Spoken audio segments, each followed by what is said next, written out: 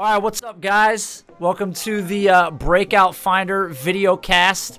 You, of course, know who I am. My name is Nate Liss. You can find me on Twitter at @OutrageedJew, and with me is Ryan Lopes. You can find him at StillRyan5, part of Breakout Finder. And with us, the first guest that we've ever had, appropriately, God help us, wearing glasses for no reason whatsoever, other than the fact that he knows he's going to go so hot-takey, Matt Kelley at Fantasy_Mansion. God, Matt. You think like a welding shield? Somebody's going to need one. For the hot flames. Well, that's what I'm expecting tonight. I've done a little pre-conversation. Putting the HAKEEM Butler enthusiasts on blast. Oh my gosh. My heart is racing, boys. Okay. Look, I'm not going to waste any time, Matt. I want to get right into this. This episode is going to feature you. Ryan and I have done a bunch of these, but you're on. I was expecting you to waste a lot of time. So this is new. No, this is going to be a change of pace for you. So let's get right into it. Favorite 2019 wide receiver? Who do you got? A.J. Brown, easily. I'll have more A.J. Brown in Dynasty than any other because I'm trying to trade up or trade down, maneuver my way into that 105 slot. And I think A.J. Brown is going to be there 99 times out of 100 because of this groundswell of support around HAKEEM Butler. It's going to crowd out A.J. Brown out of the top 4, even though A.J. Brown is the second best wide receiver in this class and should be ranked number 1 if he lands in San Francisco and N'Keal Harry lands in Baltimore, for example. Then you can build a case for A.J. Brown being the number 1 wide receiver in this class. I love Harry. I love Brown. They're in a tier by themselves because they have no red flags. They check all the boxes. That's who you want. The highest floor wide receivers that are assured NFL production. Most likely, N'Keal Harry, A.J. Brown will be perennial Pro Bowl wide receivers. They're the class of the class. They're in a tier by themselves. And then there is a significant gap down to the other receivers in this class after Harry and Brown. But Harry is a better value in Dynasty rookie drafts. So I love A.J. Brown most. All right. Well, I was supposed to go second on this list, and I had N'Keal Harry for a lot of reasons. Matt touched on a bunch of them. But, great size-adjusted speed, 95th percentile breakout age, 88th percentile college dominator, 21 years old, going to be a first-round pick. Not going to be the first receiver off the board, so likely going to go to a pretty decent landing spot. I'm with you on the A.J. Brown thing. I'd be curious where both of them go. But with that being said, Ryan, you've heard our number 1 wide receivers. So who is yours? So he's not my one, but as far as favorites go, I am, and Matt had me up against the ropes off air. Dude was giving me noogies in the corner. No one else saw that. Kind of roughed me up a little bit, but I am. You look shook. I am a HAKEEM Butler fan through and through. Myself, there's a couple other guys who I really, really, truly value their opinion on an annual basis, and I know our friend Matt Kelley is on the other side of that spectrum for some reasons, which I'm going to give him the floor here in a second. On the other side. I don't know how you deal with this on a weekly basis, Nate, but bro, this is so HAKEEM Butler for me, man. Again, and the reasons that I'm going to state, again, Matt doesn't watch the film. Okay, he's a numbers guy through and through. All right. Okay, tape grinders such as myself, as I'm sure I'm going to be called. Man, you throw on the HAKEEM Butler tape. This dude is out here. He's playing at a different level than most of these defensive backs, man. 6'5", 36 inches vertical. He's 6, 7, 8 inches taller than these poor college running backs. He makes it look easy, He's winning the way easy. Kelvin Benjamin won at the college level. And then he's going to go to the professional level, and he's going to have to improve his footwork and improve every aspect of his game to become a technician at the next level and beat actual NFL cornerbacks that are bigger, stronger, faster than the college cornerbacks that he was facing. I don't like his chances.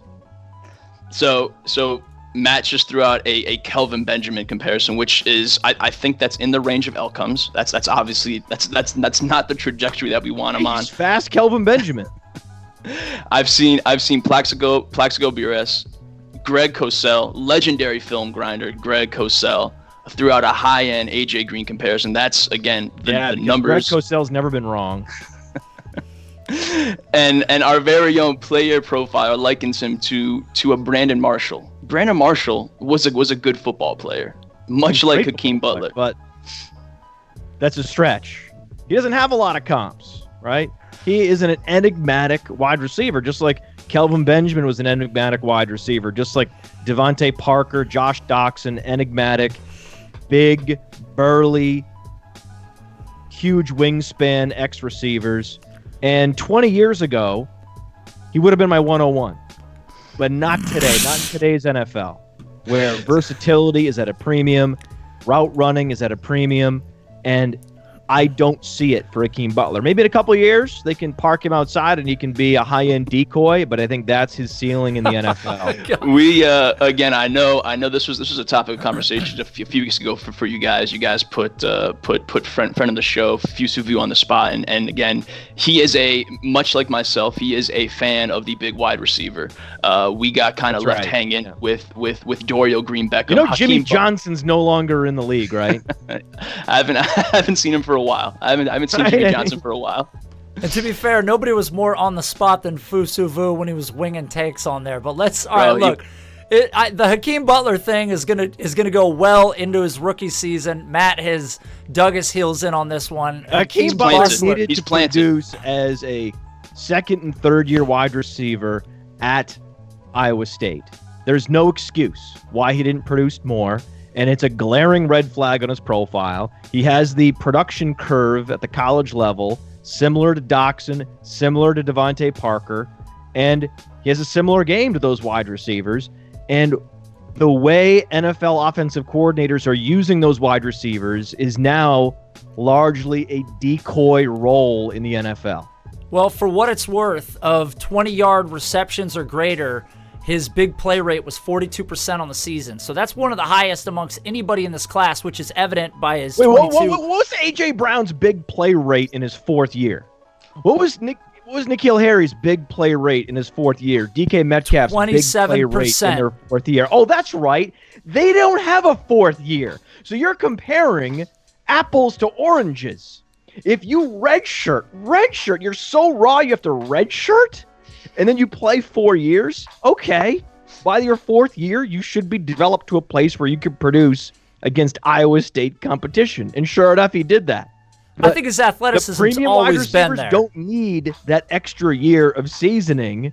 It's unfair to even compare them, because what would A.J. Brown produce next year if he stayed at Mississippi? We don't know. Right. More than HAKEEM Butler, though. That's my guess. Spoiler alert. But before we wrap this up and move on to running backs here, because I as Nate alluded to, I know your production. I know we're going to talk about comparing him to wide receivers that came out after 3 years. So sure, this is always our argument. Heavily. I'm not. Somehow I always end up on the side of HAKEEM Butler. Nate's taking bullets. I always end up on the side of whoever it is, just because I like to play devil's advocate with Matt anyways. I love to just throw shit out there. Juju Smith-Schuster shredded as a true sophomore, as did A.J. Brown. In his second season in college, HAKEEM Butler, 134 receiving yards. Joke. What do we make of the last? I'm gonna throw this out there. Let's do what we want with it. What do we make of Player Profiler's 88th percentile college dominator rating for our friend HAKEEM Butler? Right, we don't generate rankings based on two metrics.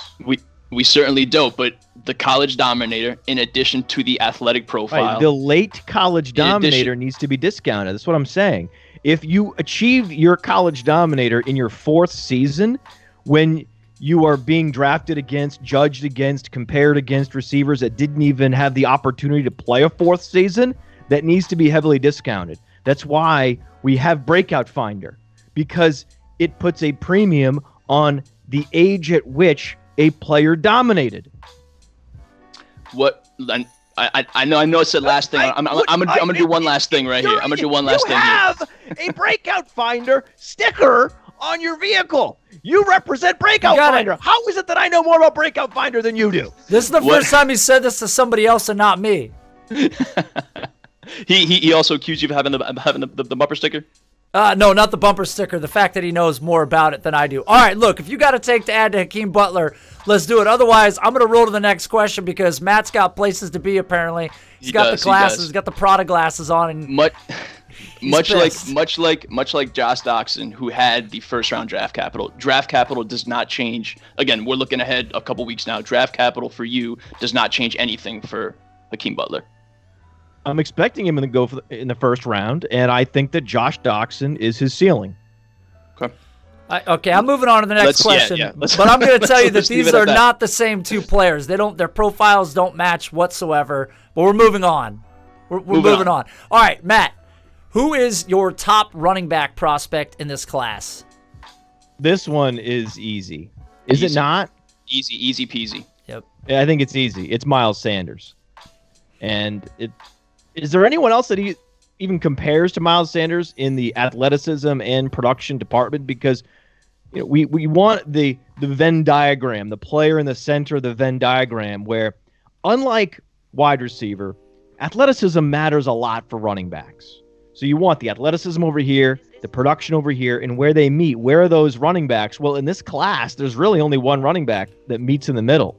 And that's Myles Sanders with a 75th percentile athleticism across the board on Player Profiler, speed score, burst score, agility score. And then when given an opportunity finally, because he was parked behind Saquon Barkley for many years, Saquon Barkley exits. He enters a pretty anemic offensive situation with a below-average offensive line, below-average overall efficiency, bad quarterback play. And I think he got the most out of the situation that he was airdropped into.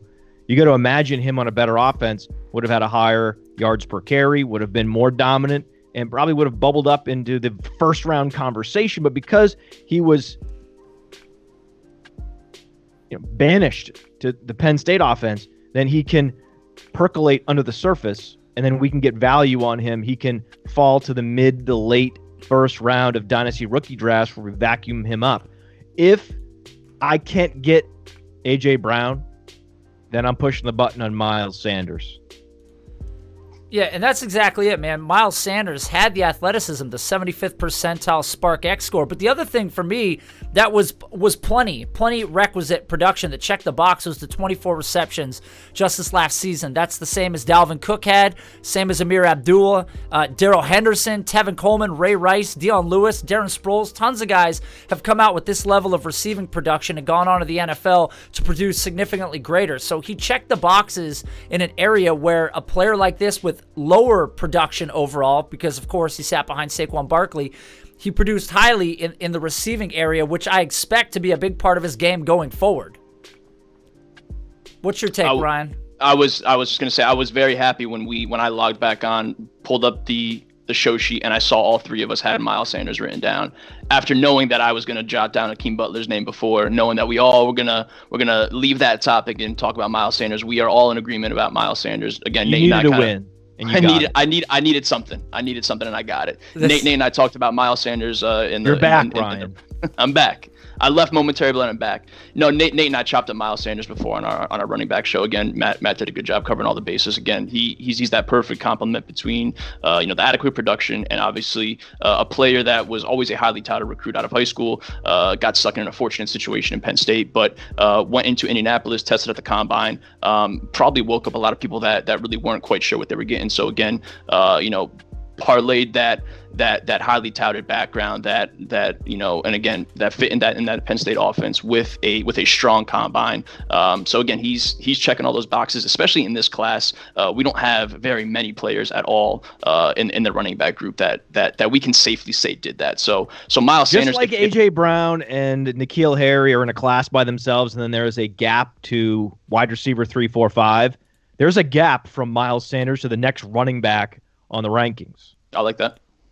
So, I mean, and that's true. Myles Sanders doesn't have a boatload of production for obvious reasons, but amongst a class like this, he doesn't need it. The athleticism has saved him. I mean, the athleticism is really what has put him above all these other people in this particular class. Because it matters a lot more for running backs. For sure. It's a lot more predictive of future production than athleticism for wide receivers. That's why I'm not letting the athleticism wag the dog with HAKEEM Butler like Ryan Lopes. Okay, so so here's a question. If the running back situation in this draft class seems obvious, the RB1, is the tight end one obvious, Matt? Who do you have at tight end? Oh, Hawkinson by far. Because what happened? Hawkinson supplanted, banished, usurped Noah Fant. And Noah Fant was the best tight end coming into the 2018 college football season. And TJ Hawkinson rendered him obsolete because TJ Hawkinson has the all-purpose game. He has the all-around game. Essentially, in this class, Hawkinson is the O.J. Howard and Fant is the David Njoku. The move tight end, the pumped-up move tight end who will struggle as a blocker in the NFL, where TJ Hawkinson is the all-purpose, every down, inline tight end that's going to be in the game on the 5-yard line, is going to be scoring touchdowns. He has double-digit touchdowns in his range of outcomes at the NFL level. I think that he is a lock. There are very few sure things that come along at the tight end position over the years. He's one of the few sure things. He is a lock to be productive. A lock. Well, okay, so and here's my take on this, and we've talked about it on our own podcast before. He's bust-proof. TJ Hawk is bust-proof. Okay. So here's my thing. We've talked about this before. The tight end position, if you analyze the production, it is always a lot less than you're going to see at receiver for obvious reasons. But there is a threshold that these players need to meet in a production standpoint to kind of become that guy in the future. There's very few George Kittles, and if George Kittle didn't have the athleticism that he had, obviously we would question if he is where he is today. But you look at guys like Greg Olsen, 40 catches, 14 yards per reception. Kelsey, 45 catches, 14.5 yards per reception. Witten, 39 catches. Ertz, 69, the obvious difference in this group. But you can go down the list and look at all the great guys, and they had about 40 receptions coming out of college. TJ Hawkinson falls into that range. That 49 catch, his career average of 14.8 yards per reception is right on par. You know where that yards per reception comes from with Hawkinson? Yards after the catch. I have watched Hawkinson play, and he is impressive. I mean, he is this guy. He really is the amalgam tight end where you just put a Travis Kelce, a Zach Ertz, and a particle acceleration chamber, and then out steps TJ Hawk. I think you've launched his ADP. I mean, he is a superhero tight end. He is going to be good. He is a certainty, a lock. All right, Matt. Do you see a George Kittle ceiling for TJ Hawk, the lock? Well, he's not as athletic as Kittle, so there's no way he's going to have a 1,300-yard season. That's just once a generation you see George Kittle because of the yards after the catch that George Kittle posted last season were hundreds more than the next tight end on the list. It was a spectacular athleticism display. It was also lucky, so he benefited from a lot of random chance and just running wide open with no one, all green grass in front of him on an NFL football field. That's not going to happen again next year. That's why George Kittle's a sell, by the way. I'm putting George Kittle on the block. I've already traded him in a couple leagues where I had him because it's impossible for him to replicate the per-target efficiency from last season, and San Francisco will be upgrading their wide receiver core this year. But I believe TJ Hawkinson has the ability to be even more consistent year to year. We're going to see how much George Kittle fluctuates in the production year to year, but because Hawkinson is going to be in the game in all game situations, he's going to maximize touchdown totals, and it'll help smooth out his production year to year. He won't have to rely on the yards after the catch as much. So tell me this, Ryan. Is there another Iowa State tight end that you like better than Hawkinson, or is Hawkinson your tight end one? Yeah, again, this tight end class as a whole, you and I haven't chopped it up yet, Matt, but Nate, but we definitely will. It comes down to I like the depth throughout, I like the talent throughout, not the type of athletes that we had in 2017, but really at the top, you're like you just said, you're looking at the two Iowa products. If it's not TJ Hawk the lock, it's going to be Noah Fant, who absolutely scorched the combine, which everyone kind of kind of expected. So again, it's one of those things you're not necessarily going to count it twice. But I will say it's interesting. You pull up player profiler. There's a picture of somebody on No Offense, player comparables, and it is George Kittle.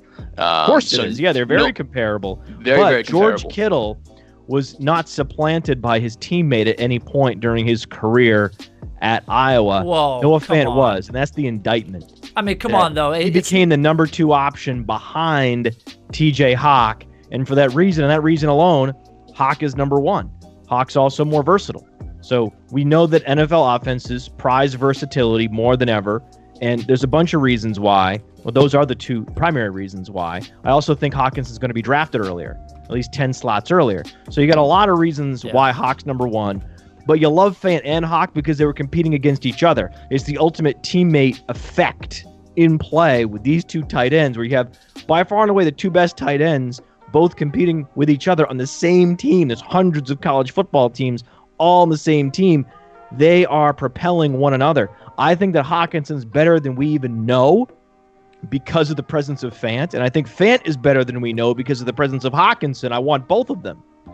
Yeah, Hawk probably ends up as my 1 as well. But again, I'm curious, Matt. The last question, we'll move on to another one here. How close is it between Fant and Hawk for you as far as rookie rankings? Not close at all. If you are not as athletic, but you're more productive and you do it with yak, then to me, you've really pulled away from your competitor in that passing game. If the athleticism were flipped, right, and Fant was almost as productive as a lesser athlete, then I'm thinking, oh, wait, maybe he wasn't just leveraging athleticism against far inferior secondaries, right? That's the HAKEEM Butler corollary. HAKEEM Butler needs to be discounted because he's Nate, next question, bro. Advantage of his size and athleticism against inferior secondaries. Well, Fant wasn't able to do that to the degree that he outproduced TJ Hawk. So Hawk did it with lesser athleticism, but more versatility and better blocking skills. He is the ultimate 2-way tight end to ever enter the league, maybe since Rob Gronkowski. So it's possible he's the best tight end to come into the league since Rob Gronkowski. So for that reason, I don't think it's that close, but I think they're both great. Yeah, I think of Hawk as a better version of Dallas Goedert, if we want to look back in recent memory to some of the great 2-way tight ends that come into the league. So that would be a great comparison. And with the Eagles, you see Ertz playing that Fant role, and you see Goddard playing that Hawk role. So it's possible that in their first year that Fant is more productive based on the role that their ultimate NFL team ends up playing them in. But I think over time, as I said, I think the consistency, just like I think over time Goddard will find a way, over time TJ Hawkinson is going to outproduce Noah Fant. All right, so okay, let's go to this next one then. This is the question where it's got to be unanimous, or something is definitely wrong here. The most overrated wide receiver in this rookie class. Riley Ridley. It's Riley Ridley. It's Riley Ridley. So not close. You're Most saying it's overrated Riley Ridley. Wide receiver prospect in the history of the NFL, Riley Ridley. So okay, here's taking a blowtorch, bro. What's your, if you had to guess? If you like Riley Ridley, you don't know what the fuck you're talking about. You don't know what you're doing. If you had to guess what round he gets drafted in. Quit analyzing wide receivers forever if you like Riley Ridley. If he goes in the second round, I'm going to lose my mind because this will be one of the There's more no way, obvious. Right? There's no way. No, I think there's definitely a way. Oh my God, that's scary. NFL teams are terrifying. Draft capital, they should resign immediately. They don't deserve to have a job. No, there's definitely a way that he goes in the second round. But what's crazy is the depth at the athleticism in this draft class alone. They didn't look wide receiver? Like, what? What is this world we're living in? Is this the Dorial Green Beckham effect? It could be. I mean, but here's the thing. Riley Ridley hasn't done anything special to garner this sort of draft capital, but I've still seen him. I've still seen him in the top 50. Dorial Green Beckham had size-adjusted athleticism. Riley Ridley doesn't even have that. Riley Ridley checks 0 boxes. It's rare that we see an NFL draft prospect because generally to be a prospect that garners any attention whatsoever, you have to check some boxes. To see the first wide receiver in my career in this business check 0 boxes was jarring. He's got no off-field issues, baby. It's the total opposite of Dorial Green Beckham. keeps that floor nice and padded. Yeah, he hasn't done anything wrong. I guess I would say when we're talking about touting Riley Ridley, you should be embarrassed. It's not good. So look, so we all agree that Riley Ridley is unanimous. All right. It's off. Okay. All right, let's move on then. Most overrated. Yeah, he will have a fantastic career in the CFL. There was the take I was expecting. I thought it was going to be a super late AAF joke, but CFL works as well. All right, Matt, give me this. Most overrated rookie running back. Devon Singletary. He's still being ranked in the top 5 in some places, in the top 10 in a lot of places, and I don't see it. He went to a small school, right? If you go to a small school and you're not athletic, and you weren't super active in the passing game, I mean really active, he was moderately active but not active enough, then what are you? You're a strong runner between the tackles against substandard competition without the athleticism that would suggest that you can do it at the next level? Why are we talking about Devon Singletary in the top 10? Makes no sense. Even in a weak draft class, does not belong in the top 10. Usually the Florida Atlantic running backs get pushed off to the side, and we're the ones building the case, right? Even like South Florida, even Marlon Mack, we were trying to build a case for this guy. Oh, no, he doesn't bounce runs outside. He's versatile. He's a bell cow. Turns out we were right. With Devon Singletary, we will be right. He will be flushed out of the league soon enough. Okay. Okay, all right. Well, dude, here's mine. And I don't think it's particularly crazy to say, but I'm not a fan of Benny Snell. I don't see it. He lacks the athleticism. He's not a dynamic player. His closest comp on Player Profiler may be Corey Clement, but at least Clement's... This is even an interesting take. Is he even good enough to fade? No. I'm not even sure. I've seen him in top 10s. Why did you even write this name down? Here's the thing. Is anyone tracking this guy? Yeah. Think he's going to be anything? On some recent Twitter polls, there was 4 options, and he was one of them when there was 8 running backs left. I'm just saying. Benny Snell. Check him out. Is it in consideration to be a top 10 running back? So I think in any class they would never the reasoning behind Snell top 10, the worst class that we've seen in recent memory. This class, Benny Snell in the top 10. Get out of here. I agree. Yes, Snell is the name that I had jotted down as well. And I jotted down another one, but we'll talk about it in a second. But I think people that are touting Benny Snell, they're looking at it from a pure production standpoint. He has had a productive run at Kentucky. Didn't Monte Ball kill that forever? This idea that you just look at production. Didn't Monte Ball teach everyone that lesson forever that you can't do that? Yeah, I'm out here just trying to connect the dots because much like Nate, I watched Benny. I tried to watch Benny. It's just to me, you can't watch him. You can't watch him, and it brought back memories of when people were, for whatever the reason, touting Akram Wadley over at Iowa. It reminds me of? It reminds me of David Cobb. Okay. Yeah, because there was enthusiasm around David Cobb's strength between the tackles, as if that fucking matters. Well, if you're not an athlete, defenders at the college level, good luck with that in the NFL. No, you need to be elusive. That's what matters. That's what wins in the NFL. Well, that's my thing about the whole Player Profiler comp with Corey Clement. I get why it's there, but we're talking about a 47th percentile for Benny Snell and a 75th percentile agility score for Corey Clement. So very different. We've talked about it on the show before. If you're not a speed guy... some players don't have close comps, Nate. No, I get it. But if you're not athletic, you need to have that agility score as a running back to succeed. And Benny Snell doesn't have it. He might have production, to the ceiling. But in this case... Why are you saying Benny Snell? I thought for sure you were going to go David Montgomery here. I'm not going David Montgomery because I actually like David Montgomery. I don't think he's... No, you don't. I don't think David Montgomery... Well, I don't think he's a top 5 running back in the David class. Montgomery. You think those that have David Montgomery in their top 3 are idiots. Okay, you're making this up now. I didn't say that. I will tell you this, though. I'm not a big fan of David Montgomery whatsoever. No, you're not a fan at all. I don't have him in the top 5 in a not good running back class. David Montgomery. He's not overrated, though, to me, because there are things in his profile. He's overrated. No, he's broke almost the most tackles in all of college football football. He's one of the more elusive running backs in college football. At least he's got those advanced like metrics. Scouting report on David Cobb. At least he's got those advanced metrics to support him.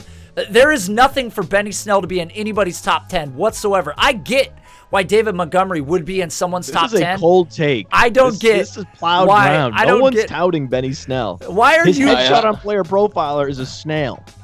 I could bring up plenty of lists that have Benny Snell in the top 10. That's what I'm going to do for the next week. I'm just going to tweet them at you. What about? I'm going to throw out one more name just to get Matt's take on it, and Nate, you can speak on it as well. Someone who had, speaking of good combine, someone that had a disastrous combine, Elijah Holyfield.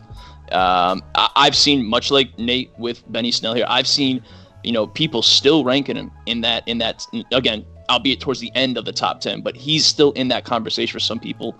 And you have a combine that bad. Again, I'm of the mind that combine is not the end all be all, but you run Mike a Clay had 4.7. I saw Mike Clay. Is that right, among Clay? the top Clay was still 10 down him there. Clay's a pretty knowledgeable dude, obviously, but you run a 4.7. We don't have Benny Snell, Devon Singletary, or Elijah Holyfield in our top 20 on the Player Profiler Dynasty rookie running backs. We have Devine Ozigbo. I know it's Divine. I get it. It's a joke. This bit's been going on We have a long Devine time. Ozigbo, Ty Johnson, Darren Hall, all ranked higher than these sub-athletes that have low ceilings in the NFL. You just drop a Darren Hall? Yeah, we have Darren Hall in the top 15. Hey, man, you're dropping his Zigbo and Travis Homer and Ty Johnson, running backs that actually have the ability to break out in the NFL and be productive because they deliver the athleticism. Whoa, bro, I love Darren Hall. Some athletic running backs that weren't productive at the college level, so they're still long shots, but you could build a case for Kareeth White, right? If you're going to take a chance, throw a dart on a running back in a timeshare or a running back that wasn't the starter, right? Someone like Elijah Holyfield, you might as well go with Kareeth White. He actually has athleticism. Here's the problem for me with the Elijah Holyfield situation. I feel like he's one of these running backs that's getting the air quote benefit of the doubt because of his tape speed versus his real speed. This benefit of the doubt is not being given to every running. Tape speed? They're saying he look obviously, you know what this is. He looks like he's faster on film. I don't know what that is. We have a way to measure speed, and that's the way to measure speed. I don't disagree, but this is what's getting thrown around. I mean, you can go literally Twitter search this, and there are a ton of people that are still saying that they're a fan of Elijah Holyfield because his tape speed was good, because he looks good on tape, and they're not just going to lean on the athletic testing. All right. It's gross. It's gross. I feel like the Twitter film grinder archetype, I feel like that is a dying breed. That, within 5 years that person's going to be extinct. There just won't be that person out there. It's just they've been so disproven by data. They've just been just marginalized to the far corners of social media that it won't last. They can't survive much longer. They're going to get replaced by automation. Species is on its way out. All right, let's okay. Listen, all right. They're in the Pleistocene, and the Ice Age is about to be over. All right, most underrated rookie wide receiver is Andy Isabella. Okay. Isn't it? I don't know. I mean, I feel like Isabella is an obvious, top 10 guy. I don't think he's underrated. Is he an obvious top 10 guy? He's from Massachusetts. I assume that the small school players are not obvious top 10 candidates. He ran a 4.31. When I look at top 10 lists, I see a lot of HAKEEM Butlers and Marquise Browns, and I see Kelvin Harmons, all ahead of Andy Isabella. I have Andy Isabella in the top 5, ahead of Butler and Brown and Harmon. That's why I believe he's underrated. His ceiling is top 3 wide receiver in this class. He is the best at double moves. He is the best route runner. He is one of the fastest. So he has a skill set and sort of a toolbox of traits that is as good as any wide receiver in this class. If I were an offensive coordinator, I may be most excited to get Andy Isabella installed in my offense than any other player in this class. He's such a fun player. He's so versatile. There's so much you can do for him, and he can help the other players. So if I'm starting a franchise today, I want Andy Isabella in my offense because he helps everybody. He can stretch the field. He can run underneath and get open at any given time on third down. and I think he's the best double move wide receiver in this class. Think about the double moves he's going to be pulling in the. I can't wait. I'm so excited. And you like dominator ratings, right? Like 52.2% dominator rating, 97th percentile. If you're going to go with a fourth-year dominator rating, you might as well go with the most dominant of the dominator ratings in their fourth year. Andy Isabella's better than HAKEEM Butler. Andy Isabella, it's not like the competition wasn't much different than what HAKEEM Butler had internally at Iowa State. I mean, get out of here. Give me Andy Isabella. Stud. Yeah, I don't think he's outside the top 10 for most people. I don't know that he's inside the top 5, but I feel like you and Ryan are kind of doing this a bit differently. I feel like a lot of Ryan's lists I could say Ashton Dulin. I have Ashton Dulin in the top 10. Anyone else have Ashton Dulin in the top 10? Fuck no. His dominator rating's even higher. No, I don't have Ashton Dulin and his in the top all-around athleticism is one of the best profiles in this class. He looks like this year's Justin Watson in a good way. 111.6, 93rd percentile speed score. When you post a 60% dominator rating and the high yards per reception in the early breakout age, you do it at a small school, you're like, okay, well, prove to me you're a good athlete, then we can talk. He did that, so now we're talking about him. I mean, Justin Watson do you want more small school wide receiver? I mean, is a value enough for Nate Liss when it tumbles from my lips? I'm not sure if I'm considering. Here's the thing. I don't know that Ashton Dulin is underrated. Do you need a third receiver from me? No, just hear me out here. Is Ashton Dulin really underrated when he came from the smallest school I've ever heard of and we're all talking about him? Shouldn't we not be talking about him at all for him to be underrated? Right? Like everybody's got him in the top 15. He's in top 15 everywhere. He went to Malone.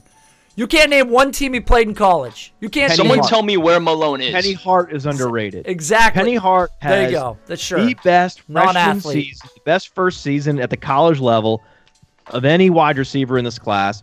But like Juju Smith-Schuster and wide receivers before him, he's going to be underdrafted because he flamed out in his final season. He's very much the Matt Breida of wide receivers. Was a mega producer, got injured, and then had a mysterious failed last season at the college level, but he came out early, right? He came out, he had an injury red shirt, so he actually had another year of eligibility at Georgia State, and he said, no, I'm coming out.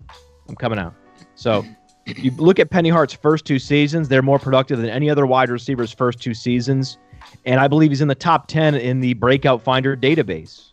He is underrated. Another small school wide receiver that's not getting talked about enough. We have him well inside the top 20. Do a lot of people have Penny Hart in their top 20? No. A lot of people have Ashton Dulin in their top 10? No. A lot of people have Andy Isabella in their top 5? No! The problem with Penny Hart is he shit the bed in athleticism. Enough for you? Enough sleeper wide receivers for you? Do you need more? Well, you only named 2. I'm not going to count Andy Isabella. For sleeper wide receivers for Breakout Finder?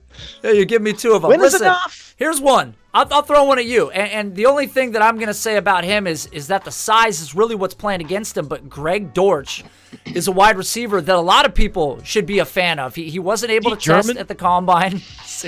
It seems like it. The problem is, and this is where you're going to have to pump the brakes, he's 5'7", 173 pounds. Yeah, so, if you're that small, you need to blaze. You need to be Andy Isabella, and he did not do that. He ran a 4.49. Because he did not do that at 5'7", 173, he's a long shot to be anything more than a special teamer in the NFL. I mean, he ran a 4.49. He's going to be a great kick returner, especially punt returner. I mean, I want Greg Dortch returning my punts, but I don't necessarily know where he fits in an NFL offense. I mean, he was dominant in college from his freshman year. He's played the freshman year of 700 yards. Stature really matters. It's probably true. The speed at that stature really matters. Where you have these all-purpose, traditionally sized wide receivers like Deebo Samuel and Paris Campbell with athleticism that I would prefer over a Greg Dortch, even though Greg Dortch was significantly more productive. Isn't this a conversation about underrated? Of course I want Deebo Samuel over Greg Dortch. Of course. Of course. Well, I have Andy Isabella ranked ahead of Deebo Samuel. Oh, yeah. That's fine. That's fine. I'm not sure that you have Greg Dortch ranked any higher than he should be ranked. I don't have Greg Dortch ranked probably outside the top 15. Yeah, so this is a terrible selection by you. Which is fair. But that's my ranking. I don't think that's the same for everybody. What about J.J. Arcega-Whiteside? Where do you have him? J.J. Arcega-Whiteside is definitely, after his pro day, inside the top 10 without a doubt, and he's probably right there in the top 6. Right, that's where he moved up to, for sure. He's absolutely underrated by the Dynasty League community, NFL draft analysts. That actually is a selection that makes sense for you to talk about here. But that's why he didn't test, because he didn't test at the Combine. Had he tested at the Combine... Your show? Why am I producing your show? If he hadn't tested at the Combine, you know, like he did, and this is what put us here. So if he tested the Combine, there is no conversation to be had. He's already in all these lists. There's no question. He would have already vaulted himself way up these lists. The fact that he didn't test, and he had his pro day, and it went very under the radar... Very few people have really been talking about this other than us who are really deep Stanford didn't tweet it out or anything. Unless you're following the account, there's a lot of people that weren't really aware of what was going on. And I'm still trying to get answers to some of the questions about his 3-cone and stuff like that. But yeah, really, how's that investigation going? Oh, I've reached out to people that were at the pro day, and apparently they don't want to answer anything, so I don't know what to tell you. Yeah, you radio silence. Wow, great. I don't know. Do you got an answer on his pro day? Because you haven't put his speed score on the goddamn website yet. I'm trying to find it. There's nothing there. And I saw you give somebody your connection to the Washington Post to this investigative reporting should really help you here. Well, nobody's got an answer, so I don't know how you figure out this information, but it's hard to vault these guys up when you've got limited information. It's how you get incomplete scoring and do incomplete analysis. I'm sure you would agree with that. This is like your Watergate for I'm sure you would agree with that statement. Athleticism. Okay. Ryan, you got to jump in here and give me one. I've been letting you guys go back and forth, and it's making for fantastic content here. And obviously, Matt was nice enough to give us 2-3 names here. He gave us 2 good ones than I should have had to give. One of them wasn't. I'm gonna throw out a name here that and I'm very interested in Matt's take here, given the disagreements that we've had so far. But Stanley Morgan Jr. from Nebraska. There's been some delicate debate back and forth. How about that? So Stanley Morgan Jr. was a name that I wrote down. Nearly topped 1,000 yards in 2017, 10 scores, just over 1,000 yards last year, 7 scores. So the production that we like to see, obviously not necessarily eye-popping numbers, but more than adequate. Rolled into the combine, 4.5 speed, 38-inch vertical, 125-inch broad. So again, checking those boxes as well. And he's a player that I really haven't seen anyone really talk about. I know Nate kind of just circled back on him. And kind of again pulled the curtain back a little bit. Someone that the Breakout Finder is actually touting. So outside of that, though, it's been pretty quiet for Stanley Morgan, a player that again has the production, has the athleticism, player profile has comparable to Anthony Miller. Yeah, and if he came out last season, then I think that he would have been in the top 10. But this is a very deep, very strong class. And players that look like Anthony Miller aren't going to check in the top 10 in this class with the depth of talent that it has.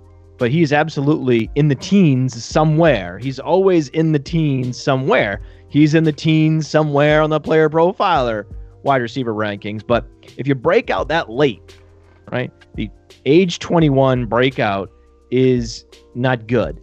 But the burst and the agility are there. So it really for him, like Anthony Miller, it does hinge on draft capital. Anthony Miller got drafted in the first 3 rounds. That was huge. Stanley Morgan slips to round 5, round 6. It's a problem. But if scouts are watching this tape that you're impressed by, he goes to a plum landing spot in round 2, 3, then he's going to rise. Then there's a chance he breaks into the top 12, for example. Because it's not hard for a guy like Stanley Morgan to supplant Terry McLaurin, Emmanuel Butler, Emmanuel Hall, even Kelvin Harmon. If he goes before Kelvin Harmon was a later breakout, and his athleticism dwarfs Kelvin Harmon. So it's a very easy jump for Stanley Morgan to go from late teens to number 10 wide receiver in this class. There are not superstars that he would supplant. So that's really where you're going to see the big movement after the draft, the rankings. It's not in the top 10, right? The top 10, there's going to be some nominal movement, where guys are moving up 1 or 2 slots here and there. But you're going to see some players moving up 7, 8, 9 slots, depending on where they're drafted outside, when you look at the rankings outside the top 10. So I can see that with him. He has the potential. But for example, I'd rather have Penny Hart. I'd rather have Greg Dortch. They're all right there in that mix. All right, so let's get on to the last question then. I feel like we could stretch some of these conversations for a long time. I like Stanley Morgan too, but Matt did cover a lot of it. He's going to be a guy that draft capital is everything for. So, all right, last question for you, Matt. The problem with Stanley Morgan that we haven't talked about is his name. It's a boring financial name. Institution. Yeah, they're not making a lot of Stanleys anymore. Let's be honest. It's a very tough, concrete name, though. Red flag. Very, should be confident in him. It's going to be rock solid. And that's the reason why Jazz Ferguson is ranked a couple slots ahead of Stanley Morgan. He's got the athleticism and the name. His name's Jazz. If you're going to go with a late breakout guy, you might as well go with a guy named Jazz. Or a guy that you can rationalize away the late breakout, like Jalen Hurd. Like, there's a reason why Jalen Hurd broke out late, because he transferred and converted, right? He was a positional convert, and so if you're a position convert from running back to wide receiver, and you transfer, right? There's a bunch of reasons why you might have had a delayed breakout. Stanley Morgan doesn't have those reasons behind him, and he was at Nebraska. He wasn't at Ohio State. He wasn't at Alabama, Clemson. It's a little more understandable when those wide receivers take longer to break out. It's less understandable when an Iowa State wide receiver or a Nebraska wide receiver takes a while to break out. So in that way, Stanley Morgan's a lot more similar to, as we talked about, Kelvin Harmon and HAKEEM Butler than he is someone like Paris Campbell. All right, man. I'm gonna get you this last question because I know you got to get out of here and go do some pressers or something or whatever it is you do this late at night. Most underrated rookie running back is Ty Johnson, by far and away. I don't know why Ty Johnson isn't locked into the top 15 and leaking into the top 10s for a lot of people. When you look at what he did at Maryland when he was healthy as a sophomore, he went over 1,000 yards, but he wasn't the primary back. How is that possible? How is it possible, Nate? You go over 1,000 yards and you're not the primary back. Oh, you know how? 9.1 yards per carry. That's how he did it. And he's an exceptional athlete. So he's one of the best athletes in this class. He's right there with Myles Sanders with athleticism. He has that 16-catch season, so he has, at least a season where he caught 15-plus passes. So he meets certain thresholds that we like to see to say, this is a primary back. This, if things break right, this running back could operate as a bell cow at the next level, just like Marlon Mack. Right? The same case we made for Marlon Mack can be made for Ty Johnson. And in this class, where it's so anemic, it's easy to see him jumping up into the top 10 if he gets drafted earlier than he's projected to go right now. So if Ty Johnson goes in round 4, for example, woo, he's going to pop. Another guy is Rodney Anderson. Rodney Anderson goes higher than the NFL draft media expects. He's going to pop as well. So these are the two running backs. It's Ty Johnson and Rodney Anderson. They have the feature back size and athleticism and passing game skills that could potentially at the next level put them on par with Myles Sanders, where a lot of these other running backs either don't have the size, they don't have the athleticism, or they don't have the passing game skills. But Ty Johnson has it. Rodney Anderson has it. They're both underrated.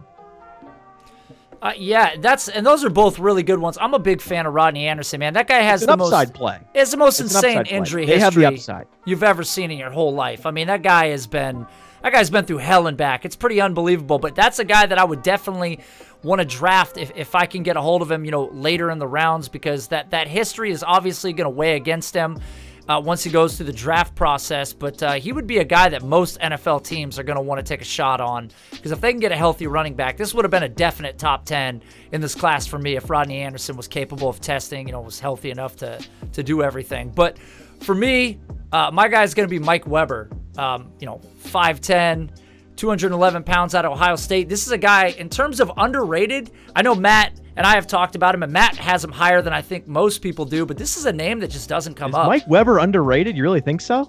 I feel like he's a name I don't hear enough, I guess. And here's Is why this one of those running backs that you and Bob Woodward uncovered in your in-depth investigation? Who the fuck is Bob Woodward? Here's the thing. Here's my issue. Here's my issue.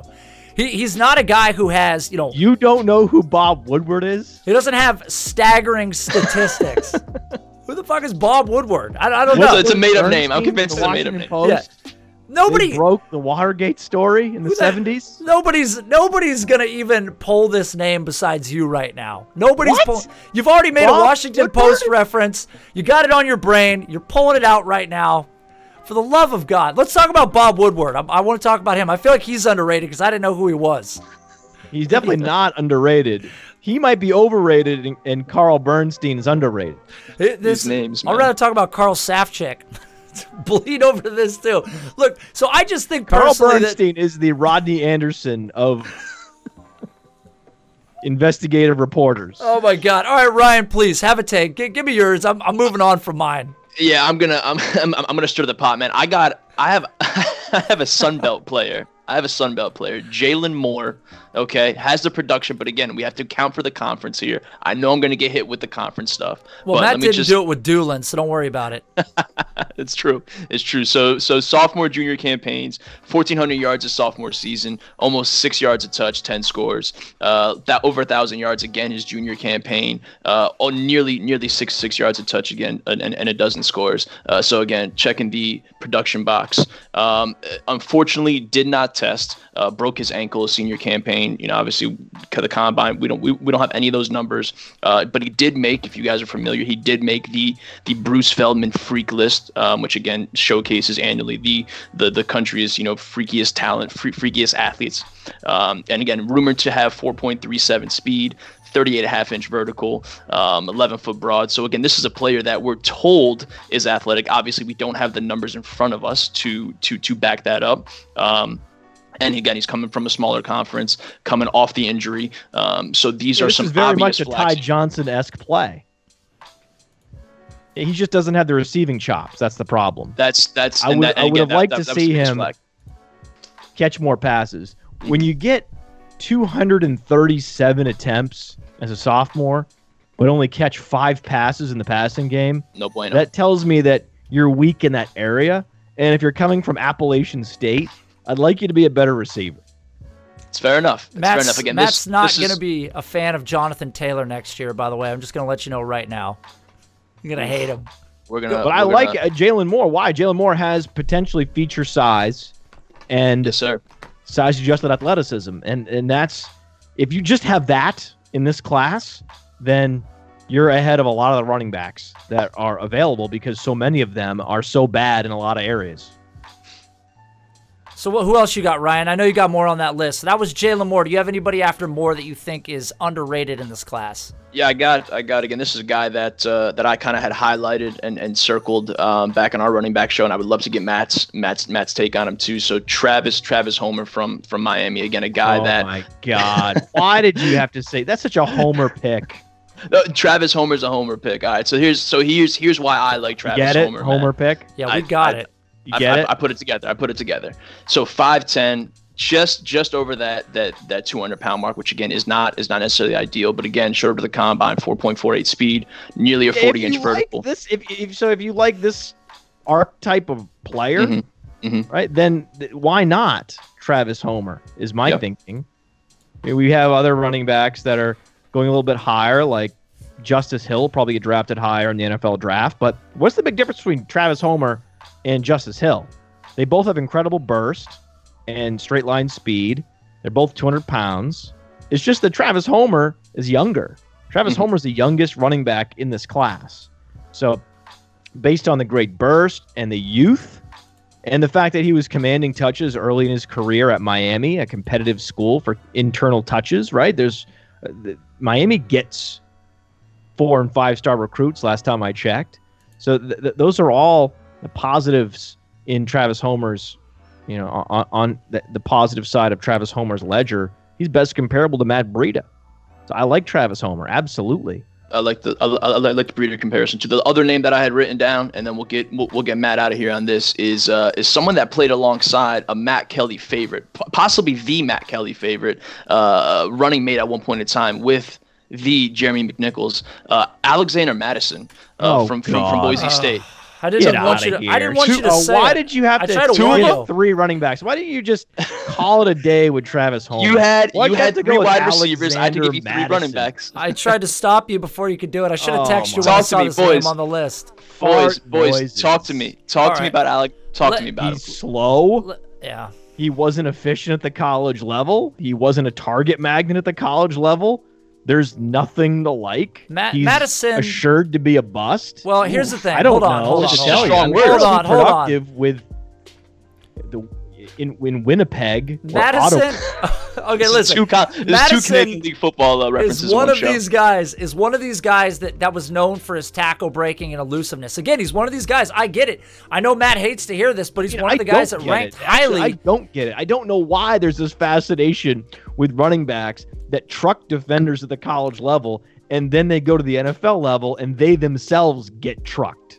I think that there's something to be said for that. I'm not a fan of Alex Madison. I'm just telling you the reason that his name comes up is because of this. Because if he didn't have those things going for him, hard between the tackles, I would tell you. How many times do you have to learn this lesson? How many times do we have to learn this lesson? That's not an indicator of NFL success. About Boise State. If anything, it's a red herring. We're hands off of Boise State forever. Stay away from running backs that look like Alexander Madison. Or anybody from Boise State. We've learned this lesson time and time again. I've learned so much. On the right track. Who are you talking to? Or you went Travis Homer. You're focusing on the right details, and then you just dropped a turd of a tape.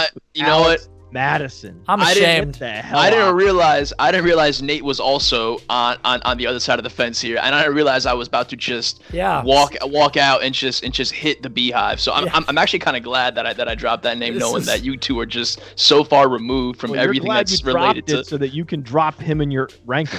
This was an absolute mistake to bring up Alexander Madison. He is one of the more useless running back prospects I've ever seen. He's a yard per. It's just a turd all around. I'm just not a fan. And here's the thing. There's a handful of true bag of dicks running back prospects. Yep.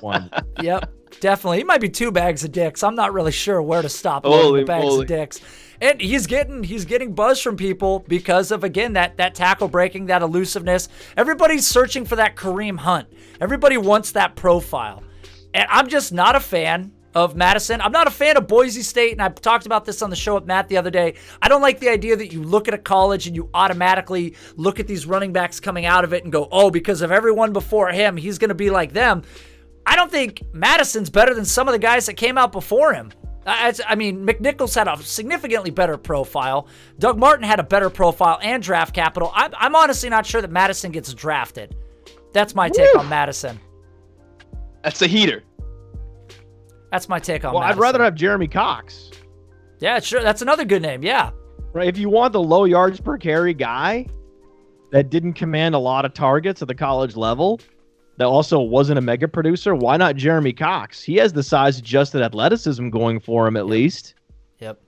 So Madison 2017 over 5 yards a tout. That's substandard? That's Mountain West Conference, man. This is where I struggle with this. 5 yards of carry in college. Wow.